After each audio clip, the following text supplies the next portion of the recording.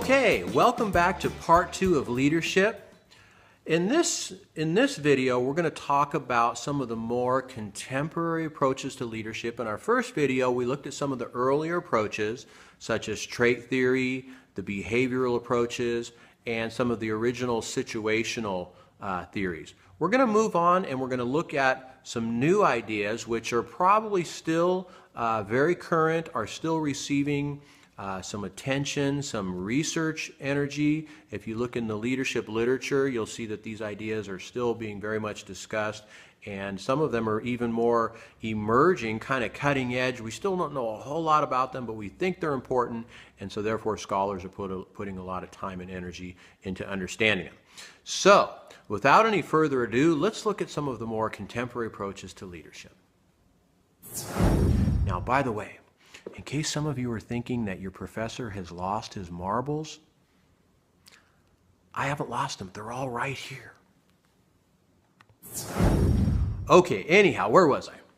Now, the first contemporary situational theory we're going to look at is something called leader-member exchange, right? Or LMX, one of the coolest acronyms in all the OB literature, LMX. I just love LMX just because of the cool acronym, all right? But it stands for leader-member exchange.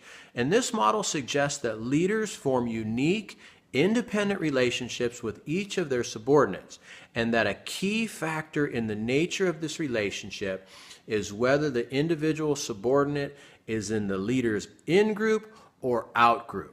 Now, you've probably all experienced this before, haven't you? Where there's some leaders that you kind of feel like you're on the in, you know, you're close, you do things together, you're kind of in the same mind, maybe even like hang out socially together or play golf or get together, you know. You're probably part of that leader's in-group. And then there's other leaders where you just feel like, it's just kind of hard to break in, you know. There's other people that he or she seems to be closer to. We don't really do anything other than the formal, you know, work things that we're supposed to do. And so this would be an example of being on the out group, right? So sometimes we're in the in group and sometimes we're in the out group. And being on the in group is really, it affords the followers much more trust and insight, and typically in-group people are more motivated, right? They're more committed, they're more loyal to the organization and to the leader. As we're out-group people are not, they don't receive the same kind of trust, they're not quite as committed, and they don't have the same sort of insight. Now, why is this important? It's important for several reasons. As a leader, you have to understand that when you choose to include people or exclude people, what you are doing in terms of their commitment to the organization, right? So the next sort of logical step of this idea of LMX is what's called leader making. And it's this idea that, that we want to be intentional, yes, I can say that word. We want to be intentional about bringing people into our in-group and giving them more confidence and trust, because guess what? If we do that, then we will develop their leadership ability because they have been entrusted and empowered by the leader. They know what's going on. They have more insight. They have more of a sense of concern about the organization, right? So you want to develop people that share your passion and concern for the organization. And so the way you do that, one of the ways you do that is by helping to bring them into the in-group so that they can share that insight and passion with you. The next contemporary situational theory is called the Hersey-Blanchard model. Now, I know it looks like Hershey, but it really has nothing to do with chocolate or anything. It's Hersey. And this approach suggests that leaders' behavior should vary in response to the readiness of their followers. Okay?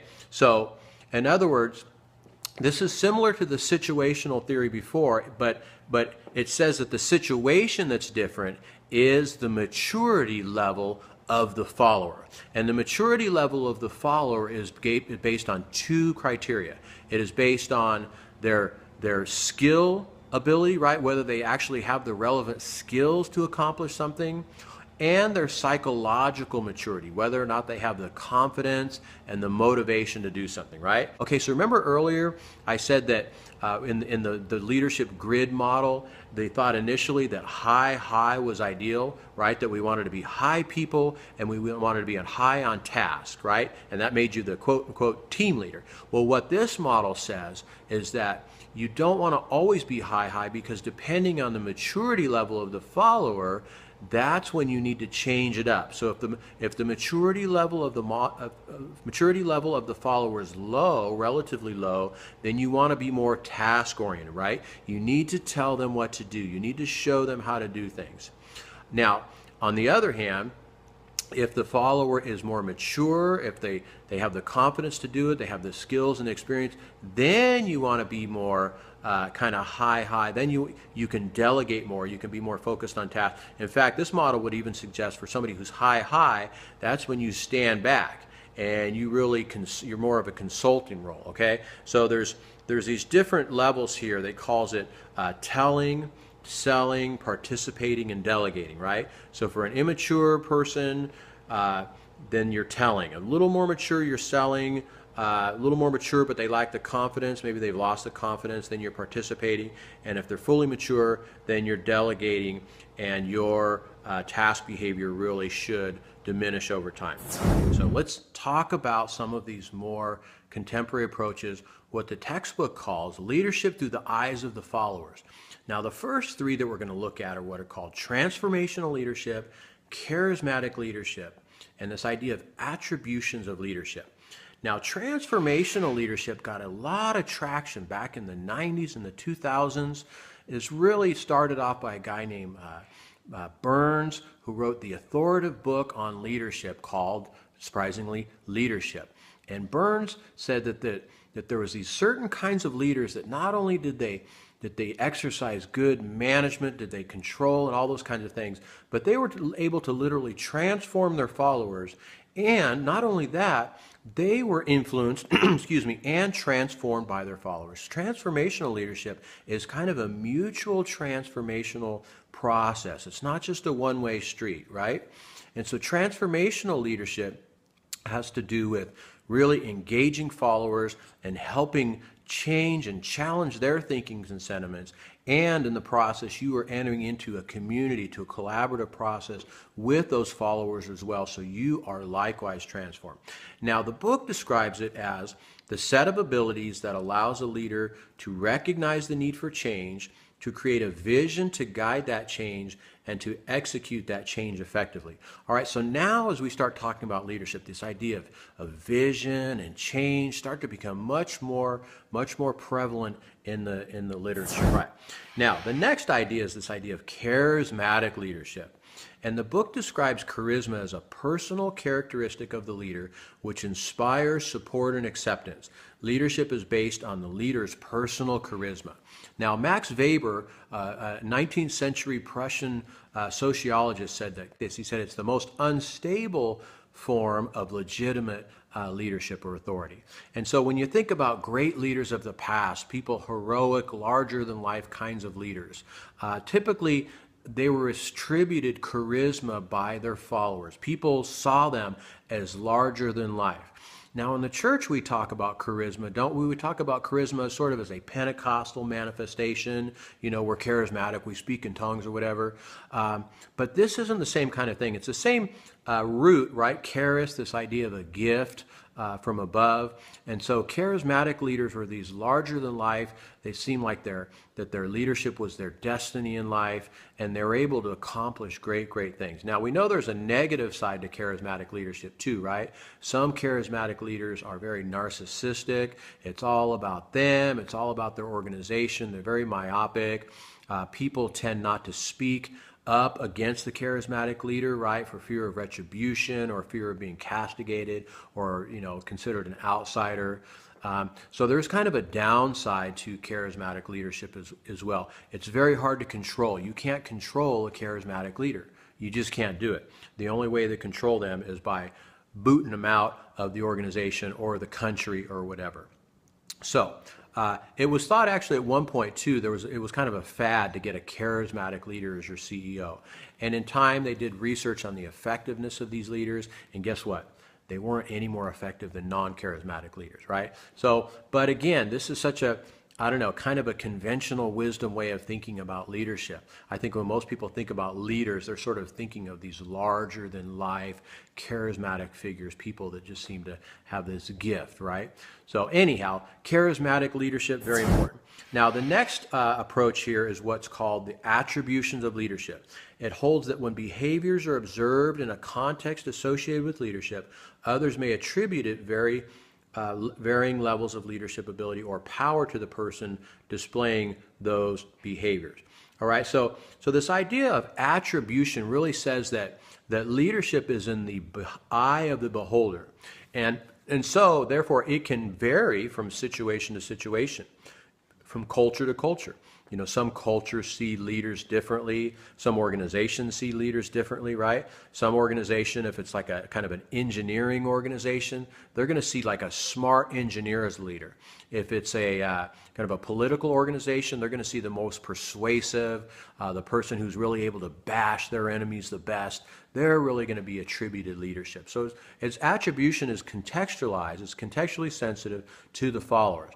And this whole idea of attribution is important too, because it says that leadership isn't a real quality that exists in a person, but rather it is what the followers perceive about the person.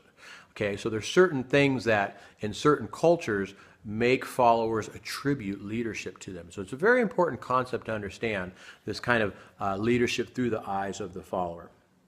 A couple of other interesting ideas are emerging in the leadership literature. One, they're called alternatives to leadership. And so there's something called leadership substitutes and leadership neutralizers. Now, what's a leadership substitute? Well, sometimes in a context, an organization, leadership doesn't have to reside in a single person. The ideals, the ethos, the vision, the passion simply are embedded in the culture of that organization. And so it's not as critical for leadership to reside in a single person. So for example, individual substitutes and neutralizers could be things like individual professionalism. Hey, we know what our job is. We know what the gig is. We don't need a person to tell us what it is.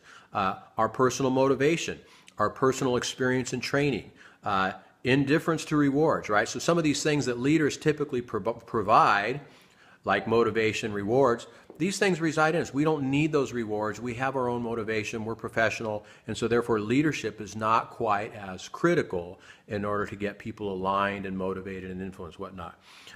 There can be job substitutes, right? Like the structure of the job itself, jobs that are highly controlled, that are intrinsically satisfying, that have embedded feedback. So when a job has these characteristics, leadership isn't quite as important.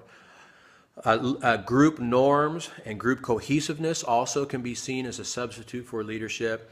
And organization, rigid procedures and rules, explicit goals and objectives, and rigid reward system.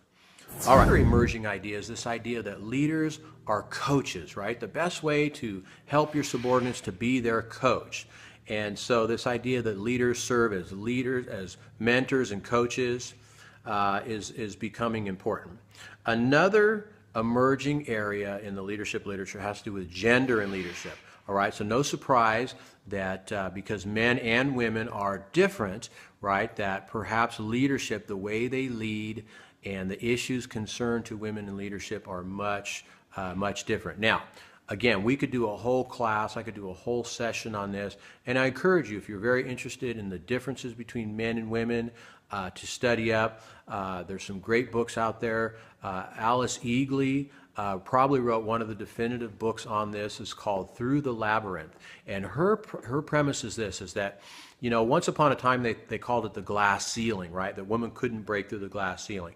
Well, she kind of comes up with a new metaphor for the challenges women face. And it's not so much that there's a ceiling here, but it's more that they're running through a maze and there's lots of obstacles and challenges to women becoming leaders than for men. Now, of course, the most obvious one that we all think of is bias, right, and stereotype, because some people are biased against women, that women are stereotyped, that women are supposed to be nice, they're supposed to be friendly, and so women come into what's called this double bind. When they're too nice and they're too friendly, people don't take them seriously. And when they're too firm and they're too man-like, they're too authoritative, people start calling them other nasty words, all right? So, and I'll let you use your imagination what those words are. So women have a challenge, right, in finding, not being, the caring, gushing mom versus being the strict, rigid, authoritarian figure, right? So that doesn't work for women either. So this is a challenge. Plus the other challenges that women face are things like family. Women have a stronger sense of commitment for taking care, being the primary caregiver for their children, as where men don't. And this is more of a cultural norm too, right? Where women are expected to stay home, take care of the kids, provide nurture for their kids, and they might even have to step out of work for a while to do that, right? To have children, to nurture them, to spend time with the kids, it means you have to step out, where men don't have to do that. So that's another obstacle. Women don't typically network quite as well. They don't promote themselves the same way that men do. So this is another challenge. So it's this labyrinth idea. There's all these obstacles that hinder women from advancing. Now, the upside is that it's been proven that women have a lot of characteristics that lead to good leadership. Remember, we talked about transformational leadership. It's been shown that women naturally have more transformational kinds of characteristics. For example, this individualized consideration one, right? Women are just a little more concerned about the people side of leadership, and so this comes across, and this helps them to be more transformational. Women tend to be more participative and inclusive, right, in terms of their leadership style. So there's a lot of upside. There's a lot of ways that women provide leadership that are conducive to what we know about good leadership. Cross-cultural leadership is another important emerging area, and I think it was in chapter 2 we actually looked at Hofstede, and I encourage you to go back and look at Hofstede's model. So that about does it. Man, we covered a lot of stuff. We just covered about 100 years of thinking and theorizing about leadership just in a little over half an hour. I hope you appreciated this. Again, sink your teeth into the textbook. Go over some of these more difficult to understand ideas like the decision tree and situational model and contingency leadership, least preferred coworker. Make sure you really understand some more of the contemporary approaches like transformational leadership, like charisma and leadership substitutes and strategic leadership, and what are the issues with women in leadership and cross-cultural leadership. It's all important stuff, you guys. It really is. And again, you can probably tell I get a little fired up about this topic. This is my area. This is my background. And the reason I think I'm so impassioned, why I think this is so important, because I really understand, I really believe that leaders make the difference in successful organizations, right? And while we believe in leadership substitutes, somebody at some point has to raise the standard. Somebody has to cast the vision. Somebody has to motivate other people. And so it doesn't happen without effective leadership. And so I believe, to me, this is my strategic mission in life, is to help people understand about leadership, how they can become more effective leaders so that they can lead organizations that are effective in impacting, not just to make money or make a buck, but to really be representatives of Christ, right? We want to be good Christian leaders, that we exemplify the values of the kingdom so that people know we're different. Right? We didn't even talk about servant leadership in this approach either, but that's another emerging, important idea, not just from Scripture, but guys like Greenleaf have really studied what it is to be a servant leader. How do we effectively serve other people so that they become great, so that we have organizations that are empowered, right? It's not just about us, but we have lots of people who are empowered, who are served, and themselves are serving other people. This is a Christ-like model of leadership, I believe, is very important for us to understand and to model and to grow in. Anyhow, that's about all I'm going to say for that. God bless you guys. I look forward to interacting with you all online, and have a great week.